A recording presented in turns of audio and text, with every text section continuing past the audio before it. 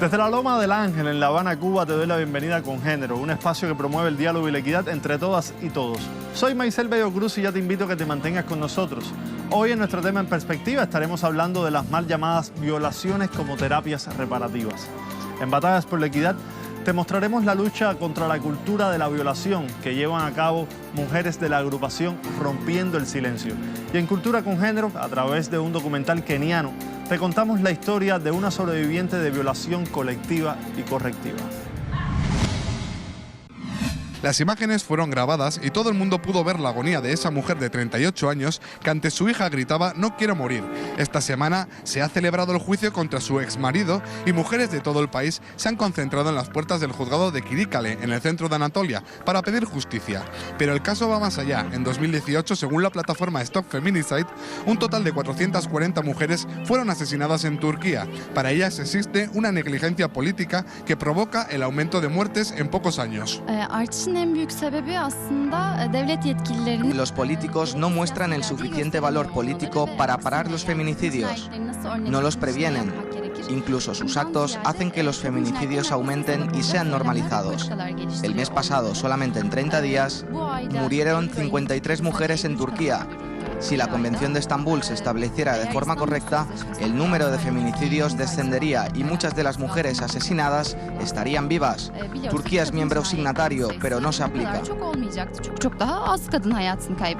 La Convención de Estambul es el documento creado por el Consejo de Europa que establece unas normas que asegurarían los derechos de la mujer, pero según ellas no se cumplen en el país anatolio. Además, la justicia del país ve con reticencia entrar en los asuntos domésticos. Lo que ocurre en casa se queda en casa. Söz konusu bir kadının yaşam hakkıysa ve diğer bütün hak ve özgürlükleri ise El gobierno y la ley consideran la violencia doméstica como algo privado. Alegan que no pueden controlar lo que ocurre dentro de una casa. Sabemos que no es cuestión de religión. Los hombres musulmanes piensan lo mismo y podemos ver el número de gente que piensa que la violencia doméstica se debe prevenir es cada vez más alto. Nosotras luchamos para cambiar a un pequeño grupo de personas. Acabaremos con los feminicidios tal y como decimos en el nombre de nuestra plataforma. hepsi değil ama o açıdan bir umut veren yönü de budur. En lo que llevamos de año, en Turquía han muerto 354 mujeres. Desde Estambul, Turquía, Aitor Chavarri, Telesur. En la Asamblea Nacional de Nicaragua, más del 40% está conformado por mujeres quienes trabajan arduamente para impulsar iniciativas encaminadas a restituir los derechos de las mujeres y a garantizarles una vida libre de violencia, tomando como primera herramienta la prevención a través de fomentar la cultura de la denuncia. Nosotros hemos aprobado aquí muchas leyes en la Asamblea Nacional, pienso que más de 100 leyes que protegen los derechos de las mujeres, es decir, leyes que están dentro del marco normativo que tiene que ver con la restitución de derechos de la mujer nicaragüense. Y tenemos también leyes que tienen que ver con las mujeres que tienen partos múltiples. Y también ahí están los programas del gobierno para proteger para los derechos de la mujer. Adolfo Pastrán, analista, considera que al tener participación la mujer dentro del ámbito público es muy importante, pues no solo gana la mujer, sino también la sociedad. Las mujeres en Nicaragua tienen hoy por hoy mayor poder de decisión, influyen en las decisiones del Estado, tienen mayor empoderamiento. Además, hay programas sociales en Nicaragua como el Usura Cero, que otorga financiamiento a miles de mujeres para crear pequeños negocios, mujeres solas, cabezas de familia.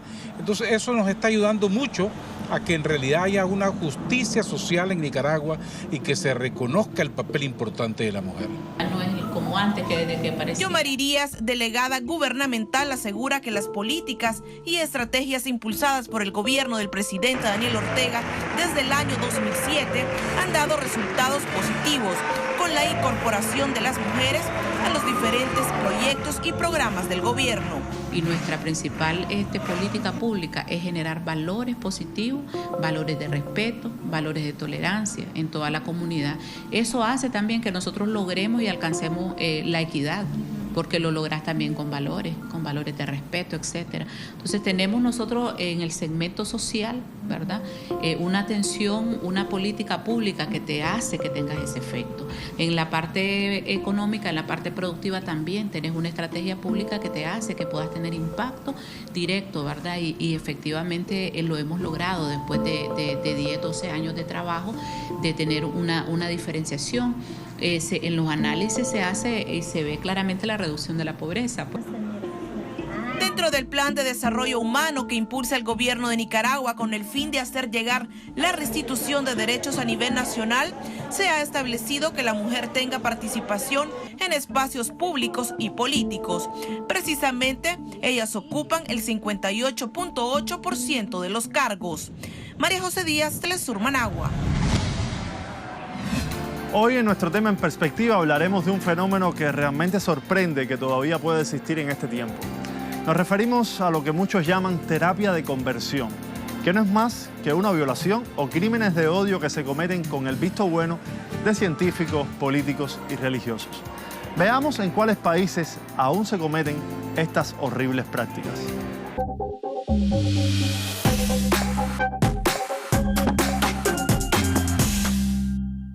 De acuerdo al informe de Niñez Interrumpida, una de las causas más comunes del abuso a mujeres lesbianas está relacionada con fines correctivos, lo que a su vez se convierte en una de las razones por las que emigran las mujeres lesbianas en El Salvador, Costa Rica, Belice, Nicaragua, Honduras, Guatemala y Panamá.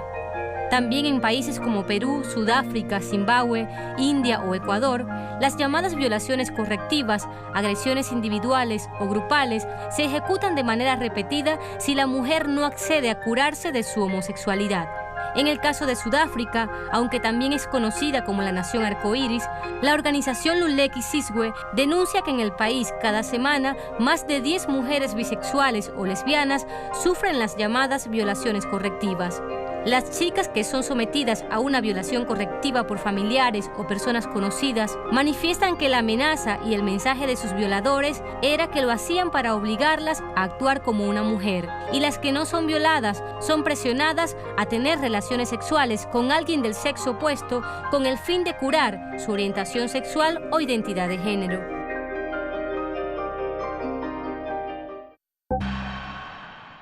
Las terapias de conversión son métodos violentos y prohibidos que se aplican para cambiar la orientación sexual de una persona o para castigarla cuando comete actos que a otros les parecen malos, equivocados o incorrectos. Veamos qué más se esconde detrás del término terapia de conversión.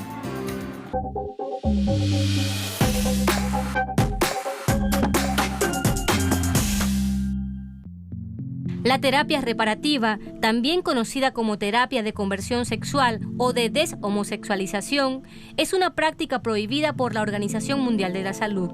Hasta mediados del siglo XX, algunos médicos intentaron curar la homosexualidad a través de tratamientos quirúrgicos, entre ellos histerectomía, extracción total del útero, oferectomía o extirpación de los ovarios, mutilación de clítoris, castración o extirpación total de los testículos, vasectomía, cirugía del nervio pudendo para evitar el estímulo y lobotomía u operaciones en el cerebro.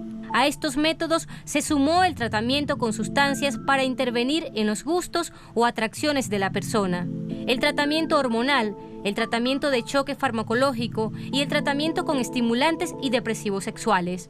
Además, estas pseudoterapias incluían prácticas como la terapia de aversión, tratamiento por electrochoque, terapias de grupo en la que los integrantes hablaban de su problema, hipnosis, psicoanálisis, así como choques eléctricos y uso de drogas para inducir náuseas cada vez que la persona se sentía atraída por otra del mismo sexo. Aunque estas terapias fueron prohibidas, en la actualidad muchos de estos métodos se siguen utilizando de manera clandestina.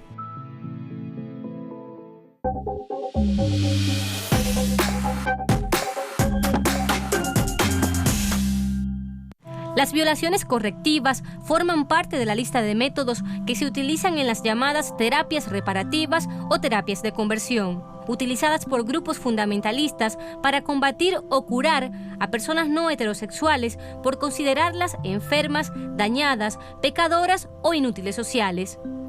Las violaciones sexuales correctivas es un mecanismo de castigo a las mujeres lesbianas por no cumplir con la heteronormatividad, por rechazar a los hombres sexualmente, por decirles que no, por no querer tener relaciones sexuales con ellos, pero además también por no ser mujeres heteronormadas, no ser mujeres que cumplen con los mandatos del género para las mujeres en términos tradicionales. Consiste desde terapias de psicología que evidentemente no están amparadas en ningún colegio de psicólogos, hasta métodos farmacéuticos con diversos drogas que les dan, y campamentos, aislamiento, castigos. Bueno, la verdad es que nos han contado auténticas barbaridades, porque se lo hacen desde luego sobre todo a gente muy pequeñita, a partir de los 13 años, con lo cual el daño a veces es irreparable. Hay como una especie de comité para la restauración de los gays, transexuales, prostitutas, gays, y se acercan y ellos son derivados, se acercan a la iglesia y son derivados a estas clínicas que no son necesariamente una clínica como uno piensa que es, no son usualmente lugares donde venden productos naturistas. Entran y reciben información de psicólogos o psiquiatras que se basan en su fe, mintiendo también a las personas que asisten con la intención de cambio, con la intención de que mienten, dan información no científica, no veraz, sobre todo basada en sus prejuicios religiosos. Estas prácticas son aplicadas en su mayoría en contra del colectivo LGBTIQ, pero también castiga a mujeres y hombres que no asumen el estereotipo heterosexual patriarcal como forma de vida. En muchos casos, ya cuando la terapia aumenta, no solamente en las lesbianas, sino también en los homosexuales y en los trans, hay humillaciones, los fuerzan a masturbarse, los fuerzan a estar con trabajadoras sexuales para que sea como una escala de reconversión. Todo lo que está fuera de la norma heterosexual es castigado de alguna manera. Estas violaciones correctivas, en este caso, surgen pues como un método de tratar de cambiar a la persona, pero de una manera que es una tortura. La violación de derechos humanos es evidente en estas prácticas. Sin embargo, las violaciones correctivas no son asumidas por los agresores como abuso sexual, sino como método de curación y parte de un tratamiento que se aplica no solo en las llamadas clínicas clandestinas de conversión, sino en la cotidianidad de muchas familias para corregir la homosexualidad. I felt like if I come out, they would let me be who I am and maybe just treat me the way I wanted, but it wasn't that way. My mother felt like I was not sure about what I was saying, but I had a brother who stood up and said, "Do you remember about Hurricane Katrina?" And he said that everyone who was homosexual was caught up in the hurricane. So if I want to be caught up, I should continue saying that I'm homosexual. No existe una data que registre los delitos sexuales como crímenes de odio. No podemos saber a ciencia cierta cuántas mujeres lesbianas o cuántas mujeres trans o hombres trans sufren de violencia sexual. Las lesbianas saben muy bien, como todas las mujeres, lo difícil que sería llegar a una comisaría, a una fiscalía o un juzgado para denunciar y que no te revictimicen ni te discriminen por el hecho de ser lesbiana, ¿no? Seguramente que la famosa frase de ¿qué habrás hecho? Aquí se cumple también, ¿no? Aunque terapeutas como Richard Cohen y organizaciones religiosas en Estados Unidos y el Reino Unido afirman que la terapia reparativa puede ayudar a los homosexuales a convertirse en heterosexuales, no existe ninguna evidencia de que ese cambio sea posible. Lo que sí existe son testimonios de personas que han sobrevivido a estos métodos prohibidos desde 1969 por la Organización Mundial de la Salud. La Organización Mundial de la Salud ya dijo hace más de 30 años que no es una enfermedad, por lo tanto, si no es una enfermedad, ¿qué quieres curar, qué quieres corregir? Pero sin embargo se sigue hablando de la cura de la homosexualidad. El verdadero objetivo de estas clínicas de conversión es regular socialmente lo que algunos grupos conservadores extremistas consideran la moral y las buenas costumbres. Pero el doble rasero se hace evidente cuando son estos espacios religiosos los que repuntan en la lista de pedofilia y pederastia. Entonces se castiga el salirse de la norma heterosexual, ¿no? Se castiga el que no queramos cumplir con ese mandato de una heterosexualidad obligatoria, ¿no? El no corresponder al rol de ser un objeto sexual para los hombres. Y aunque las denuncias existen, la realidad parece no cambiar mucho. La preocupación de activistas radica en el aumento constante de las cifras y en la validación social que muchas veces obtienen estas prácticas. Las violaciones correctivas aumentarán en la misma medida que aumenten los gobiernos conformados por fundamentalistas. Hay quienes piensan que con este tipo de métodos pueden curar a los homosexuales o corregir a mujeres rebeldes. Pero, ¿alguien tiene el derecho de violar el libre desarrollo y la expresión de otra persona? Las llamadas clínicas de conversión no son más que centros de tortura. Si sabes de alguna, te invitamos a hacer la denuncia. Con esta reflexión te propongo hacer una segunda pausa. Enseguida regresamos con más de Congénero. Ante prácticas tan malvadas como las terapias de conversión, colectivos e individualidades reaccionan. Es el caso de la agrupación chilena Rompiendo el Silencio.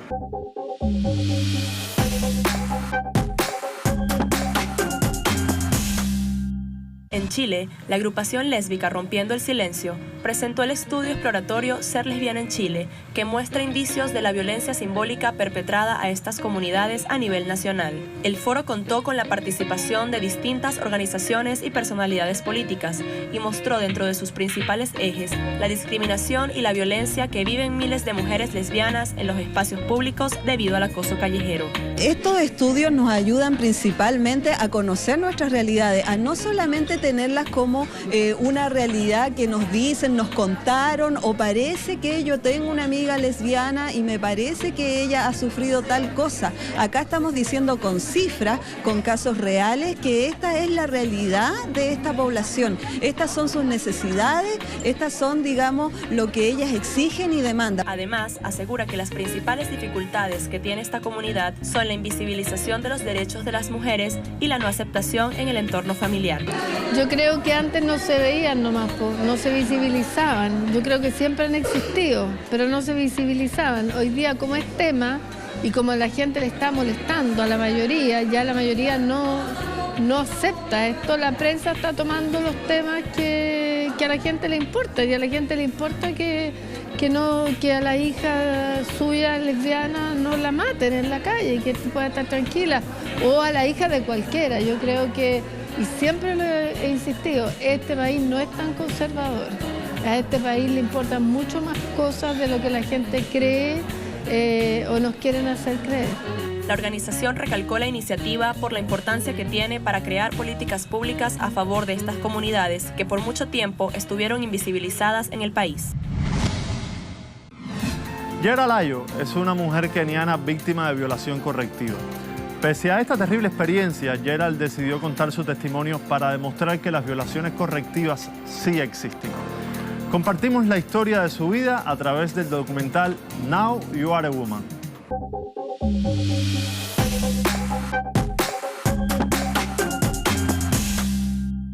Gerald Layo es una activista LGBTIQ keniana sobreviviente de una de las prácticas violentas más extremas contra las mujeres lesbianas, la violación correctiva. El documental Now You Are a Woman muestra el día a día de esta activista. Por ser lesbiana, recibió un regalo de parte de su hermano. Él organizó una violación correctiva para que ella aprendiera a ser mujer. Cuando sus amigos terminaron de violar a su hermana, él la miró con satisfacción por el favor que le había hecho y le afirmó que ella se lo iba a agradecer. And my brother told me, if you really know that you want us to help you, first we are going to help, like, cure you. It did not come like cure, but it was like I proved to them that I was no longer homosexual. And a few days later, my brother organized for me a correctional rape, which to him it was just normal, and he called 4 men, and we had to have sex with the 4 men while he was there watching us. And after that, he told me that now you know you're a woman, and you should understand that you are a woman. Producto de la violación quedó embarazada y fue contagiada de una enfermedad de transmisión sexual. Decidió tener al bebé y cuando volvió a su casa para que la aceptaran nuevamente, la rechazaron por estar embarazada y ser madre soltera. And my brother said that we will not accept this. I choose the baby to remain of myself. El documental en el que Gerald habla de su experiencia ha sido utilizado para mostrar lo común que son las violaciones correctivas y que no solo están relacionadas con clínicas clandestinas, sino con prácticas familiares y culturales.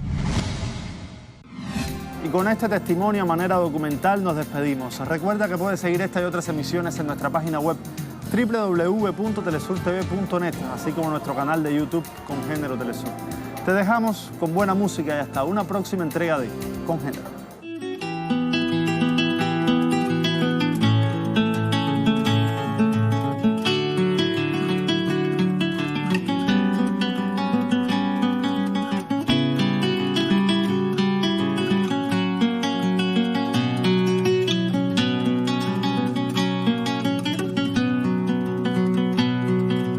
Vine a sanar la muerte de tantas, a renacer la cicatriz, a florecer las heridas.